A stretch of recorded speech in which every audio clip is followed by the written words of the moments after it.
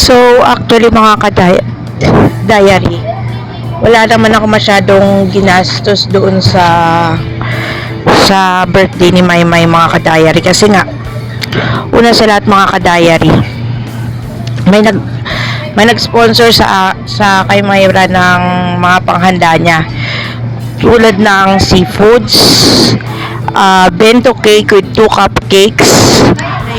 Yung bento cake na cupcake. Ito yung mismong customization ng cake mga ka-diary na sa video natin ngayon mga ka-diary. Kung mapapansin niyo mga ka-diary, nakalagay dyan yung stigmometer, stethoscope, tapos yung damit ng BHW, tapos may alak, may na nakalagay na happy birthday mga ka-diary. Actually, ako yung nag-customize niyan. Ako pumili ng design, ako pumili ng color kasi favorite ni Ate Mayra mga ka-diary yung violet mga ka-diary. So, ako yung lahat-lahat yan binayaran niya ng kaibigan ko na nanggaling sa rehab mga ka-diary. Meron nga siyang tinanong sa akin mga ka-diary na kung saan bakit gusto kong bigyan ng special na cake si Ate Mayra. Noong mga panahon na yun, nag-isip din ako mga ka-diary kung bakit nga ba. Sabi ko, gusto ko siyang bigyan kasi siya yung nagpabago ng pananaw ko sa buhay ko. Kung hindi dahil sa kanya, wala ako ngayon sa kinalalagyan ko. Kung hindi dahil kay Ate Mayra, wala ako sa kinaroroonan ko ngayon mga ka-diary. Dahil sa kanya, na-motivate ako na gumawa ng mga content. Dahil sa kanya, nalaman ko yung wasto at mali sa buhay ko.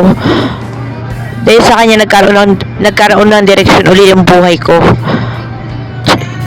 Tinanong uli ako ng kaibigan ko na nanggaling sa rehab. Ano ba yung ugali ni Mayra na yan? Sinabi ko sa kanya, sabi ko sa kanya, kasi ugali niya yung ugali ni Chester. Mapagbahal, mapagbigay, mapagmalasakit sa kapwa, at handa ka niya tulungan sa abot ng makakaya mo. Yun yung ugali kasi ni Chester na nandoon sa pag-ugali ni Ate Mayra. At saka sabi ko rin sa kanya, sa pagdidisiplina kasi mga ka-diary, when it comes sa pagdidisiplina, hands-on talaga si Mayra para ako matuto sa buhay. Hinahayaan niya ako na gumawa ng gusto ko. And then after nun, pagka nalaman ko na yung consequence, tsaka niya sasabihin sa akin yung mga pagkakamali na nagawa ko. Ang bagay na yung mga ka-diary, natuwa siya sa akin. Sabi niya, sige, ako mag-sponsor niya, babayaran ko yan. So, all in all, ang binayad ko dyan is 3,500. Pagkatapos natapos yun, salamat po pala sa mga seller na gumawa ng cake na yan sa Jacob's Bites. Ayan yung link, ilalagay ko na lang dito sa Facebook yung link natin. Responsive yung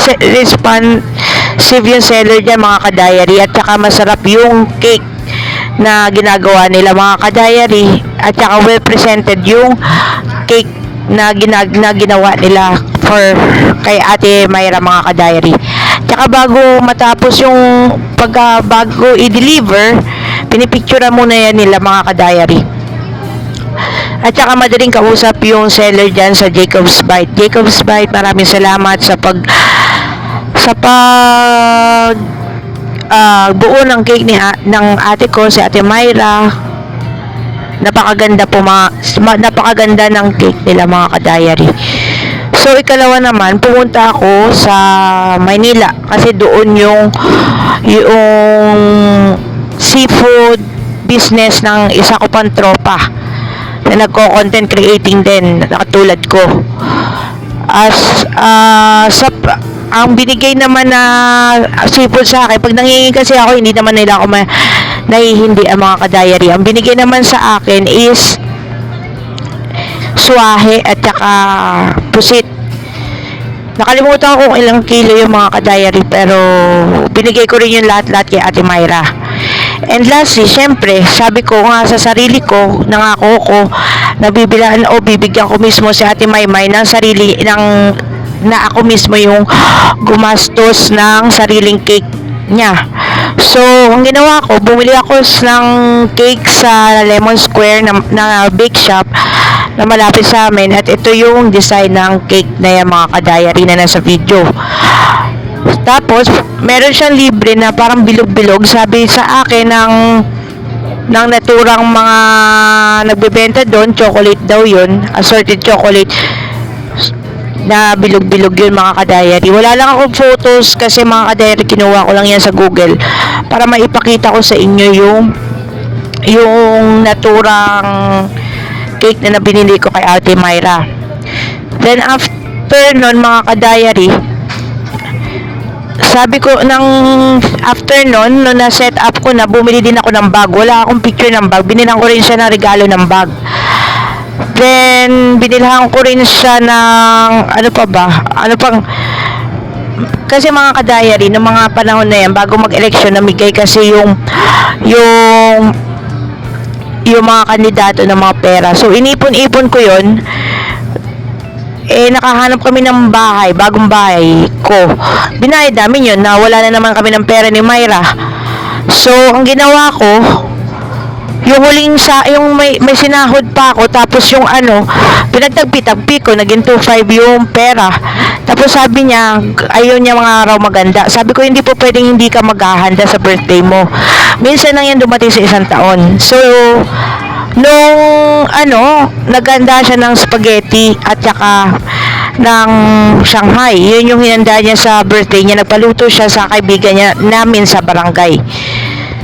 So, all in all, naging maayos naman ang ganap ng birthday niya mga ka-diary. Naging masaya naman, naging fulfilling na sa part ko na natupad ko yung gusto ko mangyari sa birthday ni Ate Myra mga ka-diary. At saka na masaya din naman ako dahil na accomplish ko yung pangarap ko na maidaos ko na maayos ang birthday ni Ate Myra. So, kabuuan mga ka-diary, naging masaya at maayos ang birthday na naganap ni Ate Myra noong May 15 mga ka-diary. So, dito ko na lang tatapusin ang naturang video natin na ito mga ka-diary. Please don't forget to like, share, and subscribe mga ka-diary. Maraming salamat.